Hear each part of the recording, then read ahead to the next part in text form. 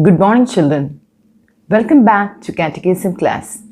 Today, we're going to deal with our 8th lesson, and the name of the lesson is Kingdom of God in the Miracles. We live in a world of wonders, right? Beautiful nature, human beings, sun, moon, planets, everything makes us think how wonderful it is, right? We have heard about the wonders of the world. So just think, what is the meaning of the word wonder, or what is miracles? Listen, phenomena and activities beyond the comprehension of normal intelligence and capabilities of humans are called wonders or miracles. That means there are many things around us, or things that we cannot understand, and that is beyond our human intelligence or capabilities of a human being to think or imagine, which is beyond our imagination. These things we call as wonders or miracles. In the Holy Bible, we read about many miracles performed by Jesus during his lifetime. Jesus was a God who was so compassionate to humans, especially. Performed miracles. Why? He performed miracles to help the poor and the downtrodden in the society. The miracles Jesus performed were God's special interventions and signs of God's kingdom. Why did he do miracles? Why did he do miracles? Or what was the main objective of doing these miracles? Yes, it was just to show the victory of good over evil.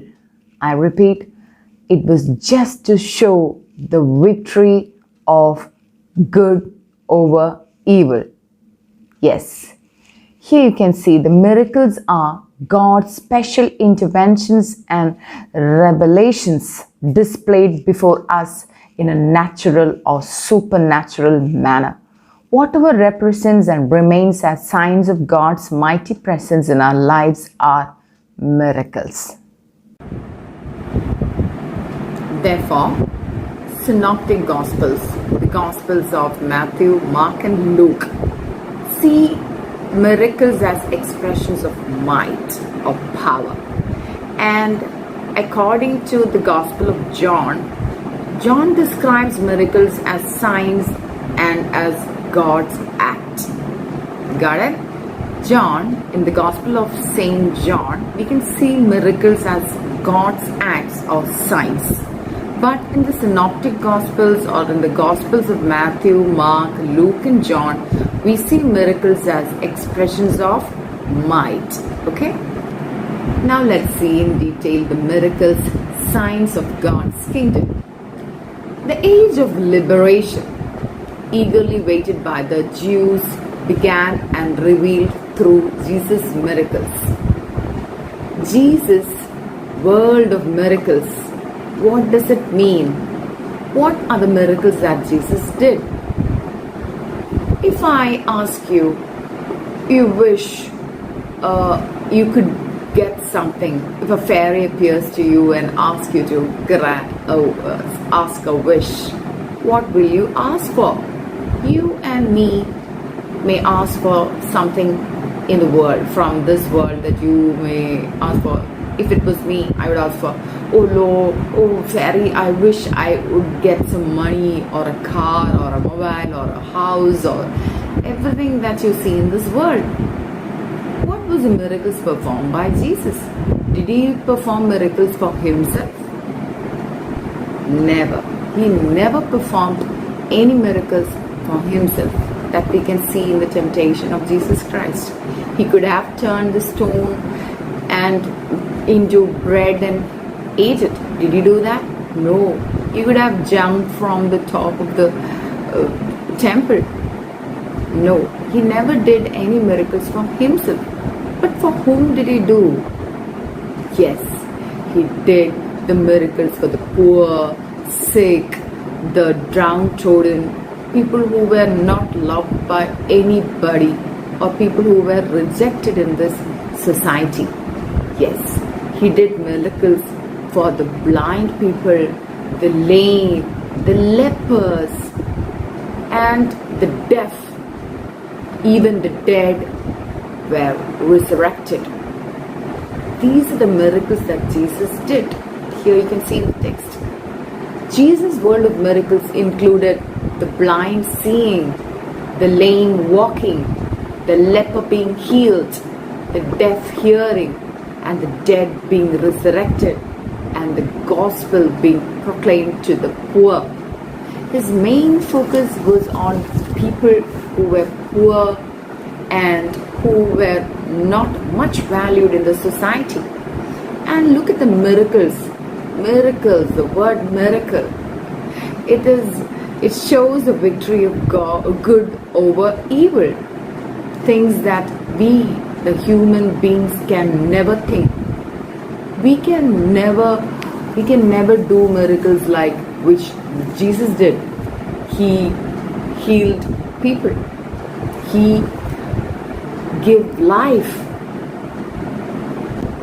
All these miracles are signs of God's kingdom. Jesus performed all these miracles using his authoritative word. Whenever he performed miracles, he had sought the faith of the recipient in him. Yes, the miracles always happened depending on the faith of the person who came near Jesus. If you have no faith, no miracle will happen. Jesus cannot do miracles if you don't believe in him. It was openness of the person who received or who came towards him. In the Bible, you can see the miracle that happened, how a paralyzed man was healed. You can see how his four friends took the paralyzed man to the house where Jesus was teaching. What did they do? Do you know that? You can see in the Bible how his friends removed the roof tiles and they lowered the stretcher down gently until it came to rest on the floor in front of Jesus. And Jesus was so pleased to see the faith of them, the faith of the people who brought him. And he said to the paralyzed man, what did he say? My friend, your sins are forgiven. Because Jesus was so pleased to see the faith of those men. Just like that, you can see a lady who was so sick for so many years, and she just believed in her heart that if she touched the cloak of Jesus, she would be healed. It was such a big crowd, and this lady, what should she do? She believed in Jesus and his wonderful powers of healing, and was determined to get close to him in that crowd. And she believed that if she could touch his cloth, I know I will be healed. And she did that. She touched it. He touched the hem of Jesus' cloak, and she knew at once that she had been cured. Suddenly, what did Jesus do? Jesus stopped.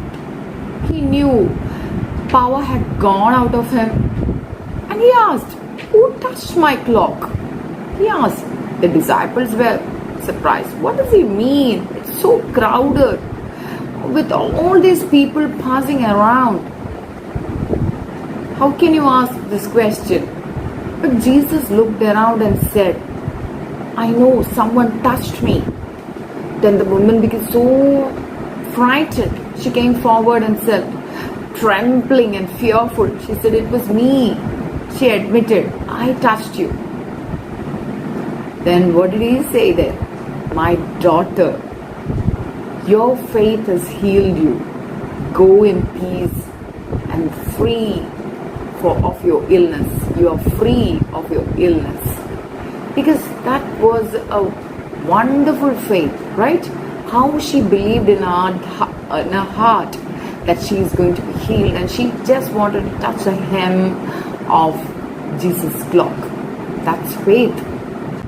Another miracle is the centurion servant that you can see. He'll just say, you don't have to take the trouble to come to my house.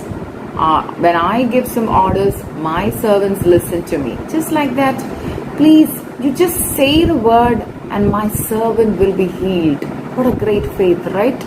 You just have to say a word and I believe that my servant will be healed. And what did Jesus say there? Not in the whole of Israel have I come across faith such as this. Got it? He says he was so amazed to hear that. And he said, not in the whole of Israel have I come across such a big faith. Yes, in Jairus' daughter, in that there also you can see Jesus is saying, just have faith and she will be safe. And the servant came and said the child is dead. But what happened? When they arrived at the house, Jesus sent away all the weeping, the mourners, and said the child is not dead. The child is not dead. He told them she is just asleep. But they only laughed at him. Jesus went into the girl's room and took her hand. Come, get up. He said to her. The girl opened her eyes. Then she sat up. She's hungry, said Jesus to girl's astonished parents. You must give us something to eat, but don't tell anyone about what has happened here today. It's all about faith. If you have faith, then only God can do miracles in your life. Jesus could not perform miracles among those who did not have faith. So if you have faith, Jesus can do wonders in your life, in our life. Okay? He had performed miracles even when one person declared faith on behalf of others. We saw it in the first miracle which I said, how the 4 men carried and on behalf of him. Okay? Then Jesus never performed any miracles for himself. Never.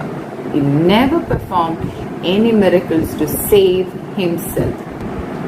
So keep in mind, we just need a faithful heart. So in this first part of lesson 8, Kingdom of God and the Miracles, we just saw what miracles are and how Jesus performed miracles as a signs of God's kingdom.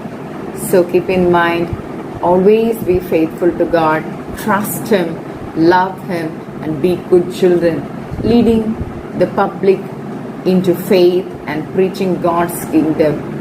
These were the main objectives of Jesus' miracles. And you children, you and me, we also should have a grateful heart and a faithful heart. Okay? So until we meet again in the next class, praise be to God. Thank you very much.